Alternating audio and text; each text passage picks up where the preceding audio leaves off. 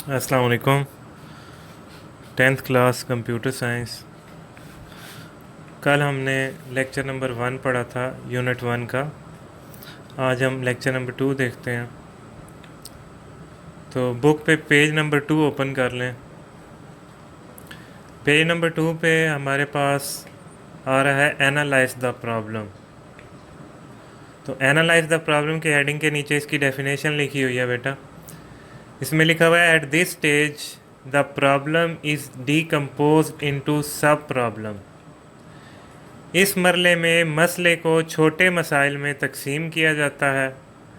Rather on concentrating the bigger problem as whole, जो बड़ी problem होती है उस पे छोड़ के हम क्या करते हैं, we try to solve each sub problem separately.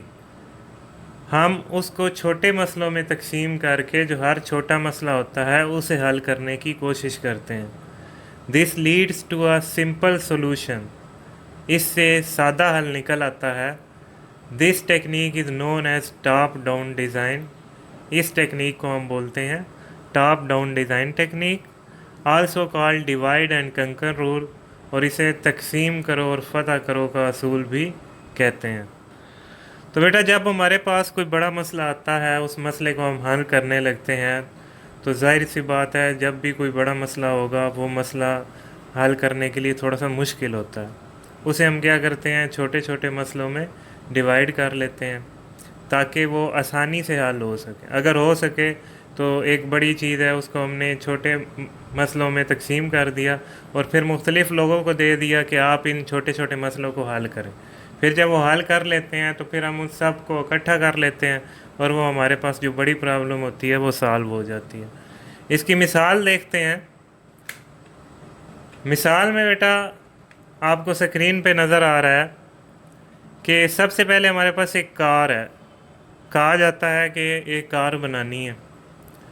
तो अगर हम कार को बनाने लगे हैं तो कार बनाना एक बंदे के लिए बहुत मुश्किल काम है। वो किस तरह से कार को बना सकता है, वो सारी पहले उसकी चीज़ें सोचेगा। इसमें ये चीज़ें होती हैं, फ्यूल सिस्टम होता है, ब्रेक सिस्टम होता है, इंजन सिस्टम होते हैं, उसकी बॉडी होती है सारी, फिर जाके ये कार बनेगी। तो वो तो उसके लिए बहुत मुश्किल टास्क बन जाता है। वो क्या करता है, उसको 3-4 हिस्सों में डिवाइड कर देता है। फ्यूल सिस्टम एक साइड पे कर लिया, ब्रेक सिस्टम एक साइड पे कर लिया, इंजन सिस्टम को एक साइड पे कर लिया। अब क्या हुआ, फ्यूल सिस्टम को फिर उसने और डिवाइड कर दिया। जैसे फ्यूल सिस्टम में आ गया पंप, आ गया पाइप सिस्टम, आ गया इस तरह। ब्रेक सिस्टम में ब्रेक ऑयल सिस्टम आ गया, ब्रेक कंट्रोलर आ गया। इंजन सिस्टम में एक्सीलरेटर आ गया और ऑयल सिस्टम आ गया। अब ये जो नीचे अलग-अलग डिवाइड कर दिया है, इस पे मुख्तलिफ़ लोग होते हैं जो ये काम करते हैं। जैसे कि पंप और पाइप सिस्टम है, ये मिल के हमारे पास एक क्या बना देते हैं, फ्यूल सिस्टम बना देते हैं। इसी तरह ब्रेक ऑयल और ब्रेक कंट्रोलर मिल के ब्रेक सिस्टम बना देते हैं। इसी तरह एक्सीलेटर और ऑयल सिस्टम इंजन सिस्टम बना देते हैं। फिर जब ये तीन चीज़ें हमारे पास इकट्ठी हो जाती हैं, हम इसको फिर क्या करते हैं, कंबाइन कर देते हैं। तो वो फिर कंबाइन करने से क्या होता है, एक जो कार होती है उसकी प्रॉपर शक्ल बन जाती है। तो इस तरह से एक बड़े मसले को छोटे मसले में, छोटे मुख्तलिफ़ मसलों में तकसीम कर देना और उनको अलग-अलग से करके हल करना हमारे पास कहलाता है एनालाइज द प्रॉब्लम या टॉप डाउन डिज़ाइन टेक्निक। इसमें से आपने जो मैंने सिर्फ हाईलाइट किया हुआ है वो डेफिनेशन लिखनी है। बाकी ये जो नीचे एग्जांपल आपको दिया है ये समझाने के लिए दी है, ये आपने अपनी कापीज़ पे ड्रा नहीं करने। आगे जाते हैं बेटा। इसी पेज पे नीचे लिखा हुआ है 1.2.4 design algorithm and draw flow chart. Problem solving का ये अगला स्टेप है, चौथा स्टेप आ गया, design algorithm and draw flow chart. इसमें क्या होता है, designing the algorithm requires to develop a finite list of steps to solve a problem. मसले को हल करने के लिए एल्गोरिदम की डिज़ाइनिंग के लिए आपके मराइल की फहरिस्त देना होती है। It is then verified that whether the algorithm solve the problem as intended or not। फिर तस्दीक की जाती है कि एल्गोरिदम मसले को हस्बे मंशा हल करता है या नहीं। एल्गोरिदम में क्या होता है बेटा, एल्गोरिदम के अंदर आप जब कोई मसला हल करने लगते हैं तो उस मसले को हल करने की आप एक प्रॉपर तरतीब लिखते हैं कि ये मसला किस तरह से हल होगा, पहले कौन सा स्टेप करना है, उसके बाद अगला स्टेप क्या है, फिर अगला स्टेप क्या है, कि मसले को हल करने के पहुंचने के लिए कि हमारा मसला हल हो जाए उसके लिए एक तरतीब बनाई जाती है। तो ये जो तरतीब बनाई जाती है, ये जो हम तरतीब लिखते हैं उसको कहते हैं हम एल्गोरिदम।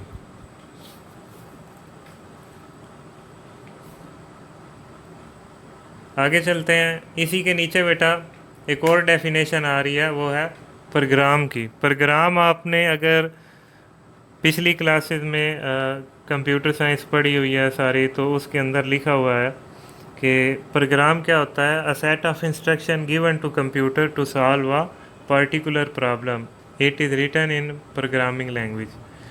किसी मसले को हल करने के लिए कंप्यूटर में कोई मसला हमने हल करना है तो कंप्यूटर को जो हम हदायत देते हैं, राइटिंग में लिख के देते हैं कंप्यूटर की अपनी ज़बान में, भैया ये आपने काम करना है, तो वो क्या कहलाता है, प्रोग्राम कहलाता है। प्रोग्राम के बाद अगली डेफिनेशन है डेस्क चेकिंग की। Desk checking is the process of carefully observing the working of algorithm on the paper for some test data. जब हम एल्गोरिदम को डेस्क चेकिंग किसी टेस्ट डाटा की मदद से कागज़ पर एल्गोरिदम के काम के मुतात मुशाहिदे का अमल होता है। जब हम एल्गोरिदम बना लेते हैं तो एल्गोरिदम बनाने के बाद हम उसको एक दफ़ा चेक करते हैं कि क्या ये ठीक से काम करेगा या नहीं करेगा। उसके जो स्टेप्स देखते हैं कि क्या हमने इन स्टेप्स की तरतीब ठीक रखी है या गलत है, उसको एक दफ़ा रीड आउट करते हैं। तो डेस्क चेकिंग किसी टेस्ट डाटा की मदद से कागज़ पर एल्गोरिदम के काम के मुतात मुशाहिदे का अमल है। एल्गोरिदम जो हमने लिखा होता है उसका एक दफ़ा से कागज़ के ऊपर हम मुतात मुशाहिदा करते हैं कि ये ठीक तरह से काम कर रहा है या नहीं कर रहा। एल्गोरिदम बनाने के साथ हम उसका फ़्लो चार्ट बनाते हैं, फ़्लो चार्ट को हम ड्रा करते हैं। तो फ़्लो चार्ट क्या काम करता है, किस लिए होता है। After designing the algorithm the next step is to draw flow chart. Flow chart in fact map the algorithm to a pictorial representation which help in understanding the flow of control।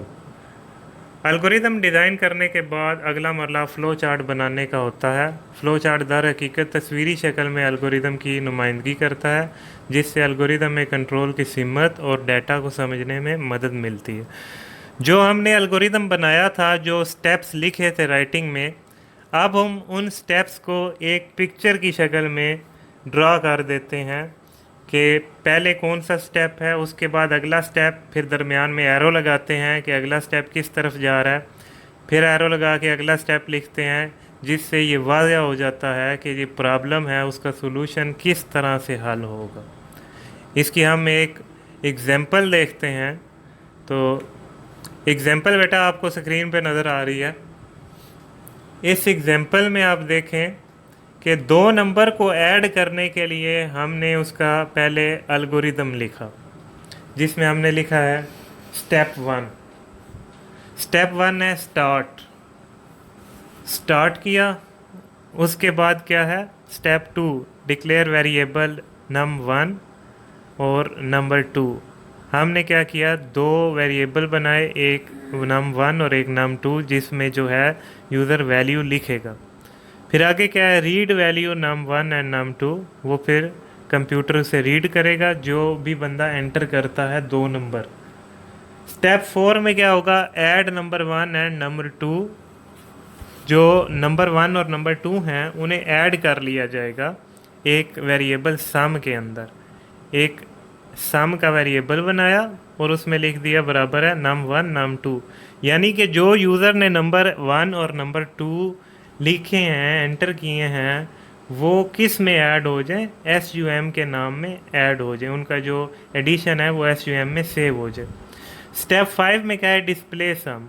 अब जो addition सम के अंदर save हो चुकी थी वो क्या करे, स्क्रीन पे शो करवा दे। यानी कि यूज़र ने जो नंबर 2 एंटर किए उनको ऐड करके स्क्रीन पे उसका जो सम है वो शो करवा दे। और स्टेप 6 क्या है, स्टॉप या एंड। अब लेफ़्ट साइड पे देखें तो इसी जो एल्गोरिदम है इसका फ़्लो चार्ट हमने बनाया। फ़्लो चार्ट में आप देखें, स्टार्ट पहले आया, एक पिक्चर बनाई ओवल शेप, स्टार्ट और एंड। ओवल शेप जो होती है वो स्टार्ट और एंड दोनों के लिए यूज़ की जाती है।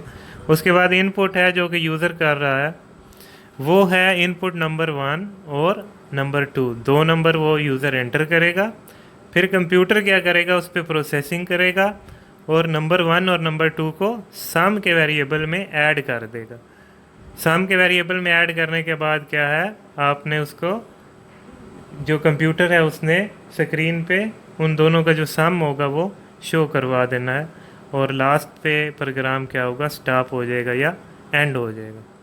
ये आपको समझाने के लिए लिखी हैं मैंने दोनों एग्जांपल। इसको अपने कापीज़ पे राइट नहीं करना। जिन चीज़ों को मैं पीछे हाईलाइट कर रहा हूँ आपने सिर्फ उन्हें ही अपनी कापीज़ पे राइट करना है और याद करना है।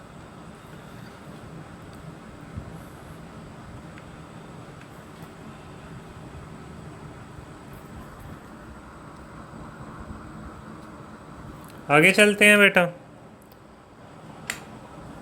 आगे हमारे पास है write the program coding. This step involves the conversion of algorithm to a program written in any programming language. ये मरला किसी भी प्रोग्रामिंग लैंग्वेज में लिखे गए एल्गोरिथम को प्रोग्राम में तब्दील करने पर मुश्तमिल होता है। आगे अगली डेफिनेशन है वो है बेटा सिंटैक्स की। The grammatical rule of programming language to write program are refer to as the syntax of programming language. किसी भी प्रोग्रामिंग लैंग्वेज में प्रोग्राम लिखने के असूल इस प्रोग्रामिंग लैंग्वेज का सिंटैक्स कहलाते हैं। अच्छा बेटा, जब हमने प्रोग्राम लिख लिया था, एल्गोरिदम बना लिया था, तो एल्गोरिदम बनाने के बाद जो अगला काम होता है, अगला जो प्रोसेस होता है प्रॉब्लम सॉल्व करने में, वो होता है उसका कंप्यूटर की ज़बान में कोड लिखना, कंप्यूटर की ज़बान में प्रोग्राम लिखना। तो कंप्यूटर की ज़बान में पहले सीखनी पड़ती है, फिर जाके हमें उसमें वो प्रोग्राम लिखना पड़ता है। अभी हम अगले चैप्टर्स में जो कंप्यूटर की ज़बान है, मुख्तलिफ़ ज़बानें हैं, लेकिन जो आपकी बुक है उसमें हमारे पास GW बेसिक है, वो हम सीखेंगे प्रॉपरली और प्रोग्राम्स बनाना देखेंगे कि किस तरह से प्रोग्राम्स बनाए जाते हैं, और इंशाल्लाह प्रोग्राम्स बनाएंगे। तो इससे अगली डेफिनेशन थी सिंटैक्स की, कि प्रोग्रामिंग लैंग्वेज में जिस तरह से हमारे पास इंग्लिश में होता है ना कि कुछ वर्ड्स होते हैं, जैसे कि हो गया इंग्लिश के वर्ड हैं, जैसे इंग्लिश का एक वर्ड हो गया दिस हो गया, तो ये इंग्लिश लैंग्वेज का एक क्या है, सिंटैक्स है कि जो एक प्रॉपर वर्ड बन रहा है। इसी तरह जो कंप्यूटर की लैंग्वेज होती है उसमें भी प्रॉपर वर्ड्स होते हैं, जैसे कि एक वर्ड है प्रिंट, इनपुट, आउटपुट। तो ये क्या है, ये उस प्रोग्रामिंग लैंग्वेज के सिंटैक्स होते हैं। हर प्रोग्रामिंग लैंग्वेज जो होती है वो उसकी अपनी एक ज़बान होती है, तो उसमें जो उस वर्ड्स की तरतीब होती है उसे कहते हैं उस प्रोग्रामिंग लैंग्वेज का सिंटैक्स। किसी प्रोग्रामिंग लैंग्वेज में जो प्रोग्राम लिखने के असूल होते हैं उसे बोलते हैं उस प्रोग्रामिंग लैंग्वेज का सिंटैक्स। प्रोग्राम किस तरह का होता है उसकी एग्जांपल आपको स्क्रीन पे बेटा नज़र आ रही है। जब हमने एल्गोरिदम बनाया था, उसके बाद फ़्लो चार्ट बनाया था, और उससे फिर हम क्या करते हैं, उसका जो प्रोग्राम होता है वो राइट करते हैं। इसी तरह से जैसे वो पीछे एल्गोरिदम और फ़्लो चार्ट थे, उसी को देख के हम प्रोग्राम राइट करते हैं। सबसे पहले क्या लिखा, CLS लिखा, उसके बाद एक प्रोग्राम है